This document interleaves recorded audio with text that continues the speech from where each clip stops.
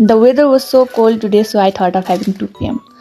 मलाई चाहिँ नयाँ नयाँ कुराहरू ट्राई गर्न एकदमै मनपर्छ, so I tried vlogging today.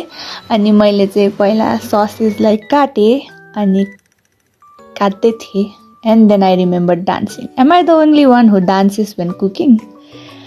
Dance गर्दै मैले ससेजलाई तेलमा हाल्दिएँ अनि फुट्टा हालिँदाखेरि चाहिँ तेल उफ्रेर मेरो मुखमा पर्न मात्र बाँकी थियो। ससेज फ्राई गर्दा गर्दै चाहिँ मैले मेरो फाइटिङ स्किल्स देखाइरहेको थिएँ।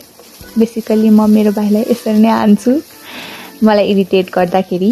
अनि I love cooking and eating. मैले अन्डा पनि पकाएँ अनि त्यहाँबाट मैले करेन्टको प्याकेट खोल्न लागिरहेको थिएँ। करेन्टको प्याकेट खोल्न ट्राई गर्दा गर्दै मसँग यति पनि एनर्जी थिएन कि it was so difficult for me to open it. त्यहाँबाट मैले मेरो 2 PM लाई बोइल हुन छोडिदिएँ अनि पछि मसलाहरू राखेर मैले मेरो 2 PM लाई सर्भ गरेँ and it was like looking so delicious.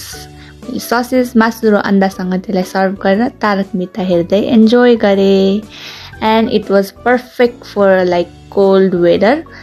तातो नुडल खानुको मजा नै बेग्लै हुन्छ यस्तो जाडो मौसममा। I hope you guys like this video.